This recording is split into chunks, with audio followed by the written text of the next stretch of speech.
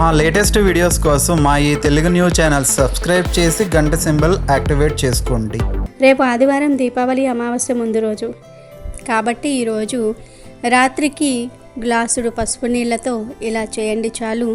తెల్లవారేసరికి మీ జీవితం మారిపోతుంది. మీ దరిద్రాలన్నీ కూడా పోయి మీరు కుబేరులుగా మారిపోతారు.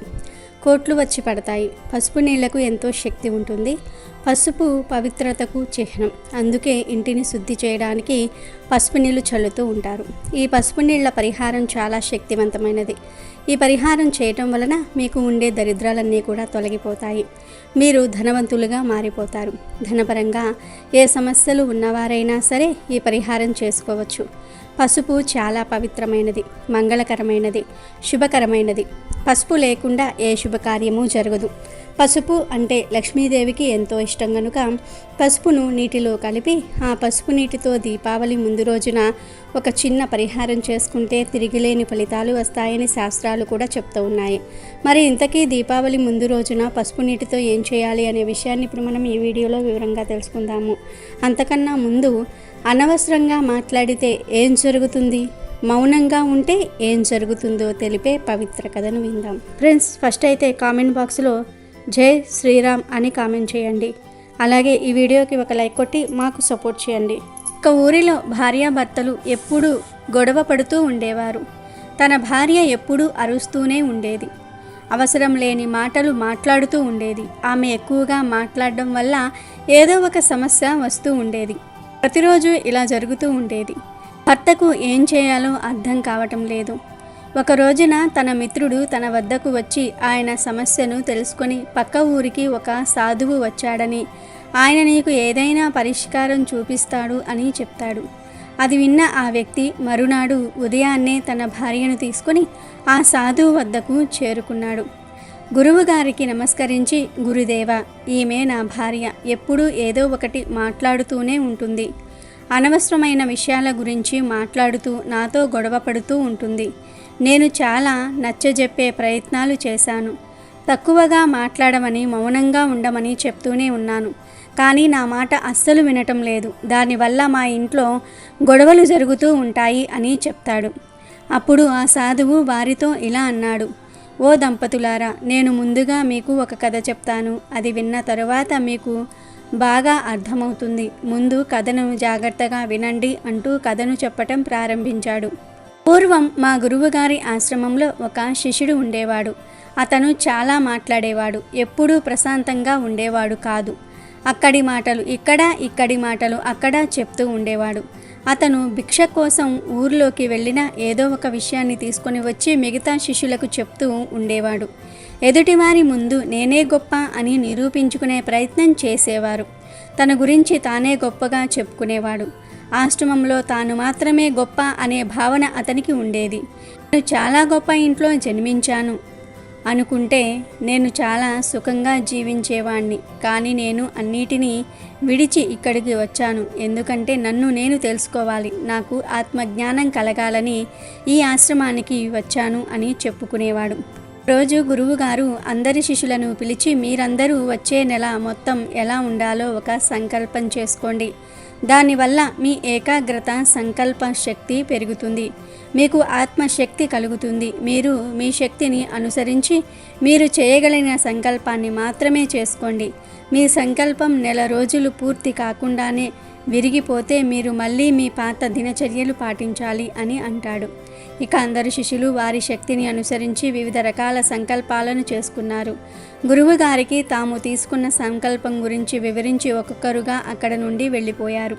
కానీ అతిగా మాట్లాడే ఆ శిష్యుడు మాత్రం నేరుగా గురువు వద్దకు చేరుకుని, గురువుగారు, నేను ఒక పెద్ద సంకల్పం తీసుకోవాలని అనుకుంటున్నాను.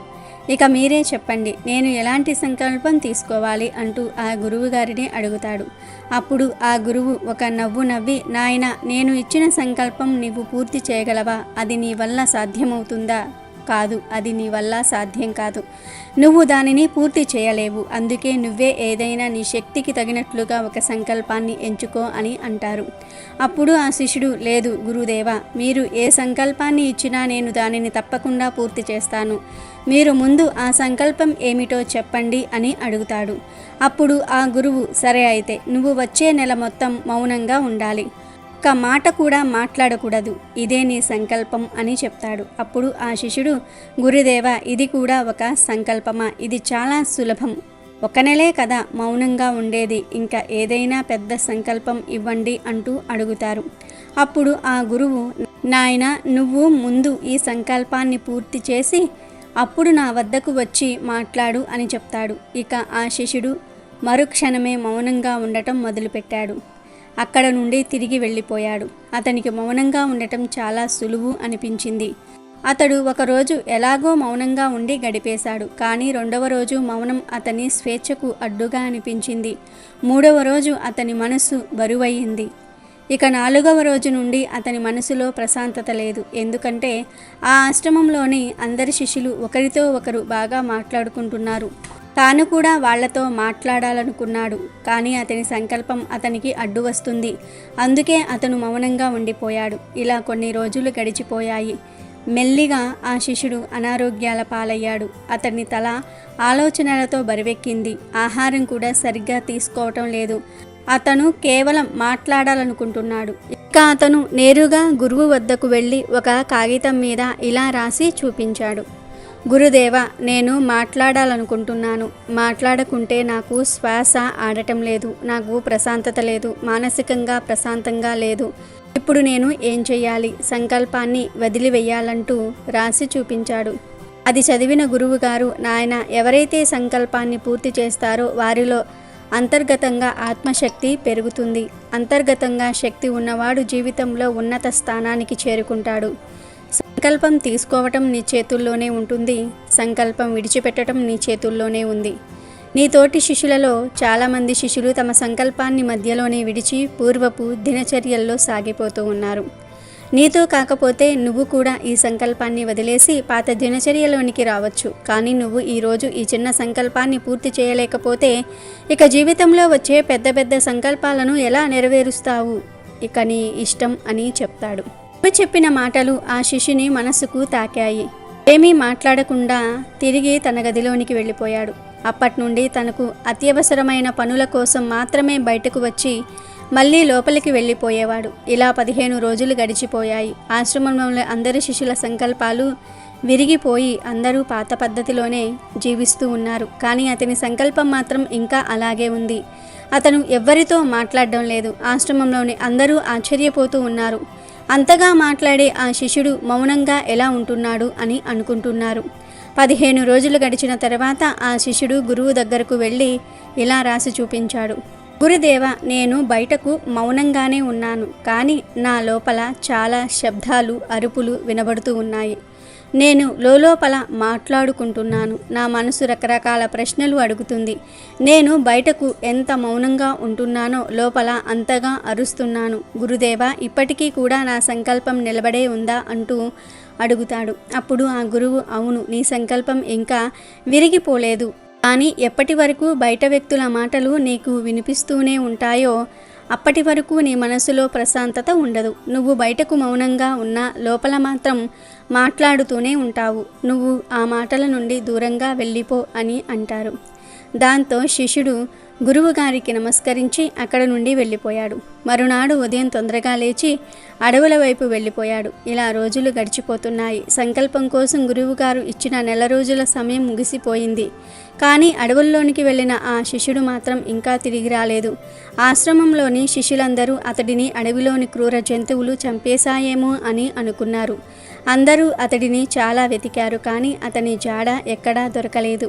ఇక అందరూ నిర్ధారించుకున్నారు అతడిని అడవిలోని క్రూర జంతువులు తినేశాయి అని. కానీ గురువుగారికి అలా అనిపించలేదు. ఒకరోజు ఒక శిష్యుడు గురువు వద్దకు వచ్చి, గురుదేవ, అతిగా మాట్లాడే శిష్యుడికి ఏం జరిగింది? నిజంగానే అతడిని జంతువులు చంపేశాయా? అసలు ఏం జరిగి ఉంటుంది అని అడుగుతాడు. అప్పుడు ఆ గురువు అయి ఉండవచ్చు, లేదా అతని తిరిగి రాకపోవడానికి వేరే కారణం కూడా ఉండవచ్చు. అతను దేనికోసమైతే అడవిలోనికి వెళ్ళాడో అక్కడ అతనికి అది దొరికి ఉండవచ్చు అని అంటాడు. అప్పుడు ఆ శిష్యుడు, గురుదేవ, ఎక్కువగా మాట్లాడడం ఇంత ప్రమాదమా అని అడుగుతాడు. అప్పుడు ఆ గురువు, నాయన, మానవునికి ఉండే అనేక దుఃఖాలలో ఒక దుఃఖం ఏమిటి అంటే మౌనంగా ఉండకపోవటమే. మానవుడు ఎల్లప్పుడూ ఏదో ఒకటి మాట్లాడుతూనే ఉంటాడు. మనం అనవసరంగా మాట్లాడడం వల్లే అనేక సమస్యలు వస్తాయి. మనలో ఎవ్వరూ కూడా మాట్లాడకుండా ఉండాలని చూడరు. ఎదుటివారికి తమ గురించి అన్నీ చెప్పేయాలని అనుకుంటూ ఉంటారు. తన మనసులో ఉన్న విషయాలన్నీ ఎదుటివారికి అవసరం లేకున్నా వారికే చెప్పాలనుకుంటారు. తాను చెప్తూ ఉన్నదే సరైనది అంటూ వాదిస్తారు. సరిగ్గా ఇలాగే ఎదుటివారు కూడా ఆలోచిస్తారు. ఒకరి గురించి ఒకరు చెప్పుకోవటం జీవితాంతం నడుస్తూనే ఉంటుంది. దీనివల్ల ఎవరికీ లాభం ఉండదు. అంతేకాదు వారి విలువైన సమయం, వాళ్ళ గౌరవం కోల్పోతారు అని చెప్తాడు. అప్పుడు ఆ శిష్యుడు, గురుదేవ, మరి దీనికి పరిష్కారం ఏమిటి అని అడుగుతారు. అప్పుడు ఆ గురువు, నాయన, పూర్తి అవగాహనతో మన ఆలోచనలను చూడాలి. మాట్లాడుతున్న ప్రతి మాటను ఆలోచించి మాట్లాడాలి అని చెప్తారు. తర్వాత ఆ శిష్యుడు అక్కడి నుండి వెళ్ళిపోతాడు. ఇక శిష్యుడు ఆశ్రమాన్ని విడిచి 3 నెలలు గడిచిపోయాయి. కానీ అతని గురించి ఎవరికీ ఏమీ తెలియలేదు. అందరూ కూడా ఇక అతను తిరిగి వస్తాడు అనే విషయం మర్చిపోయారు. కానీ ఒక రోజున ఆ శిష్యుడు ఆశ్రమానికి తిరిగి వస్తాడు. అతడిని చూసి అందరూ ఆశ్చర్యపోయారు. అతను పూర్తిగా మారిపోయి తిరిగి వచ్చాడు. అతని కన్నులలో పూర్తిగా శాంతి కనిపిస్తుంది. ఆ ఆశ్రమంలోనికి రాగానే అందరు శిష్యులు అతన్ని చుట్టుముట్టారు. అందరూ అతనితో మాట్లాడుతున్నారు. అతను కూడా మాట్లాడుతున్నాడు. కానీ ఇంతకు ముందులాగా ఏది పడితే అది అనవసరమైన మాటలు మాట్లాడడం లేదు. అతను మాట్లాడే ప్రతి మాట చాలా మధురంగా, ఎంతో ఆలోచించి మాట్లాడుతూ ఉన్నట్లుగా మాట్లాడుతున్నాడు. కొద్దిసేపు శిష్యులతో మాట్లాడిన తర్వాత నేరుగా గురువుగారి వద్దకు చేరుకున్నాడు ఆ శిష్యుడు. గురువుగారి పాదాలకు నమస్కరించి, గురుదేవ, నేను ఇప్పుడు కూడా మౌనంగానే ఉన్నానా? నా సంకల్పం ఇంకా నడుస్తుందా అంటూ అడుగుతాడు. అప్పుడు ఆ గురువు ఆ శిష్యుడి కనులను బాగా గమనించి, నాయన, నువ్వు ఇంకా మౌనంలో ఉన్నావు. నీవు ఏమీ మాట్లాడడం లేదు. నీ సంకల్పం ఇంకా నడుస్తూనే ఉంది అని అంటారు. అప్పుడు ఆ శిష్యుడు, గురుదేవ, నేను ఆశ్రమం నుండి అడవిలోనికి వెళ్ళినప్పుడు బయటకు మాట్లాడలేదు. కానీ నా లోపల రకరకాల శబ్దాలు, అరుపులు వినిపించేవి. నా మనసులో చాలా రకాల ప్రశ్నలు ఉండేవి. నేను ఇంకా అడవిలో లోపలికి వెళ్ళాను. అక్కడ మానవ మాతృలు ఎవరూ లేరు. నాకు శాంతి లభిస్తుందని అటు వెళ్ళాను. నేను ఎంత ఏకాంతంలోనికి వెళ్ళానో నా లోపల ఉన్న శబ్దాలు మరింతగా పెరిగాయి. అప్పుడు నాకు అర్థమైంది, నేను ఎంత పెద్ద తప్పు చేశాను. నేను నా కుటుంబీకులతో, స్నేహితులతో మాట్లాడిన మాటలన్నీ నాకు గుర్తుకు వచ్చాయి. ఎదుటి వారిని నా మాటలతో ఎంత ఇబ్బంది పెట్టానో నాకు అర్థమైంది. చాలా రోజుల వరకు పాతవన్నీ నాకు గుర్తుకు వస్తూ ఉన్నాయి. కానీ మెల్లిమెల్లిగా ఒక్కొక్కటిగా నా మనసులో నుంచి పాత విషయాలన్నీ కూడా తొలగిపోయాయి. ఇక లోపల నుండి కూడా నేను మౌనంగా ఉన్నాను. ఆ అడవిలో నాకు కొత్త విషయాలు చెప్పేవారు అక్కడ ఎవరూ లేరు. మెల్లిమెల్లిగా నాకు శాంతి లభించింది. ఇప్పుడు ఏ ఆలోచన లేదు. ఎవరితో మాట్లాడవలసిన అవసరమూ లేదు. ఈరోజు నాకు పూర్తిగా 4 వైపుల నుండి శాంతి లభించింది. అయినా కూడా కొన్ని శబ్దాలు వినబడ్డాయి. ఆ శబ్దాలు ముందు కూడా వచ్చేవి, కానీ నేనే వినలేకపోయాను. ఆ శబ్దాలు ఏమిటి అంటే గాలి వీస్తున్న శబ్దం, పక్షుల కిలకిల శబ్దం, పారే నీటి శబ్దం. ఇవన్నీ నేను మొదటిసారి విన్నాను. అన్ని వైపుల నుంచి నాకు శాంతి కనిపించింది. నాకు ఇంతకుముందు ఎప్పుడూ ఇంత శాంతి లభించలేదు. ఇప్పుడు నేను ఆశ్రమంలోని శిష్యులతో మాట్లాడాను, మీతో మాట్లాడుతున్నాను. నేను అన్నీ చూస్తున్నాను, నడుస్తున్నాను. కానీ నేను లోపల మాత్రం చాలా ఏకాంతంగా ఉన్నాను, మౌనంగా ఉన్నాను. నా మనసులో ఏ ఆలోచనలు లేవు. ఎంతమందిలో ఉన్నా నేను ఏకాంతంగానే ఉన్నాను అని అంటాడు. అప్పుడు ఆ గురువు, నాయన, మనం బయటకు మాట్లాడుతున్నన్ని రోజులు లోపల అశాంతి ఉంటుంది. ఏ రోజైతే లోపల పరిశీలించి చూసుకుంటామో అప్పుడు బయటకు మనం మాట్లాడలేము. లోకంలో ఎన్ని చెడు పనులు జరుగుతాయో అవన్నీ కూడా కేవలం ముందుగా మాటలతోనే మొదలవుతాయి. మనం అవసరానికి మించి మాట్లాడుతున్నాం. మనం ఎదుటివారు చెప్పేది వినము. ముందుగా మనం గురించి గొప్పగా చెప్పాలనుకుంటాం. దీనివల్ల మన విలువైన శక్తి, సమయము 2 వ్యర్థమైపోతాయి అని చెప్తాడు. ఇదంతా విన్న శిష్యుడు గురువుగారికి నమస్కరించి తిరిగి అక్కడి నుండి దూరంగా వెళ్ళిపోయాడు. ఈ కథను ముగించిన సన్యాసి ఆ దంపతులకు ఇలా చెప్తున్నాడు. చూడండి, ఎప్పుడైతే ఒకరు చెప్పేది పూర్తిగా వినకుండా అనవసరంగా మాట్లాడుతున్నారో వారిని అర్థం చేసుకోకుండా మాట్లాడుతున్నారో అప్పుడు గొడవలు మరింతగా పెరిగిపోతాయి. ముందుగా మీరు శాంతంగా ఉండటం నేర్చుకోండి. మాట్లాడుతున్న ప్రతి మాట ఆలోచించి మాట్లాడండి. ఒకరిని ఒకరు అర్థం చేసుకోండి. ఎంత అవసరం ఉంటుందో అంతే మాట్లాడుకోండి. వ్యర్థమైన మాటలు మన సమయాన్ని, శక్తిని నష్టపరుస్తాయి అని చెప్తారు. ఇక దంపతులు తమ తప్పును తెలుసుకుని గురువుగారికి నమస్కరించి ఆనందంగా అక్కడి నుండి వెళ్ళిపోతారు. ఇక వీడియోలోకి వస్తే, దీపావళికే కాదు, దీపావళి ముందు రోజుకు కూడా ఎంతో ప్రాధాన్యత ఉంది. దీపావళి ముందు రోజున అందరూ ఇంటిని శుభ్రం చేసుకుంటూ ఉంటారు. దీపావళి పండుగ కోసం సిద్ధమవుతూ ఉంటారు. మట్టి ప్రమ్మిదలను కొంటారు. ఒత్తులను నూనెలో నానబెట్టి సిద్ధం చేసుకుంటూ ఉంటారు. పిల్లలు క్రాకర్స్ను తెచ్చుకొని వాటిని జాగ్రత్తగా చూసుకుంటూ ఉంటారు. ఇలా ఎవరి పనుల్లో వారు బిజీగా ఉంటారు. అయితే దీపావళి ముందు రోజున చక్కగా పసుపు నీళ్లతో ఒక పరిహారం చేసుకుంటే చాలు, ధన సమస్యలన్నీ కూడా పోయి ధనలాభం కలుగుతుందని శాస్త్రాలు చెప్తూ ఉన్నాయి. అసలు ఏం చేయాలి అంటే, రాత్రిపూట ఒక గాజు గ్లాసును తీసుకుని దానిలో ఒక స్పూన్ పసుపును వేయండి. పసుపుతో పాటు ఒక అర స్పూన్ ఆవాలను కూడా వేయండి. ఆ తర్వాత గ్లాస్ నిండా నీళ్లు పోయండి. పసుపు ఆవాలే ఎందుకు వేయాలంటే, ఆవాలు నల్లగా ఉంటాయి కనుక ఆవాలను వేస్తే చెడంతా కూడా పోతుంది. పసుపును వేయటం వలన మంచి జరుగుతుంది. ఇలా పసుపు నీళ్లు రెడీ చేసుకొని ఆ నీటిని మీ ఎడమ చేతిలో పట్టుకొని, మాకు ధన సమస్యలు ఉన్నాయి, ఆ సమస్యలు పోయి మాకు ధనలాభం కలగాలని మనస్ఫూర్తిగా సంకల్పం చెప్పుకోండి. ఒక మనిషికి ఏ విధంగా చెప్తారో ఆ విధంగా చెప్పుకోండి. తర్వాత ఈ గ్లాసును తీసుకొని మీకు మీరే తల చుట్టూ 3 సార్లు తిప్పుకోండి. ఎడమ చేతితో గ్లాసును పట్టుకొని తిప్పుకోండి.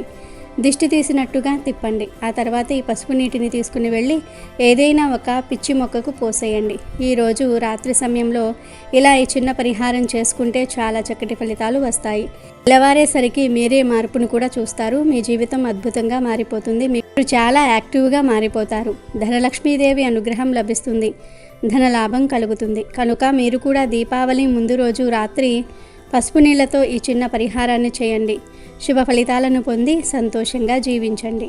అమెజాన్లో బెస్ట్ డిస్కౌంట్స్ కోసం వీడియో డిస్క్రిప్షన్లో లింకు ఉంది, చూడండి. అలాగే మా టెలిగ్రామ్ ఛానల్ సబ్స్క్రైబ్ చేసుకోండి.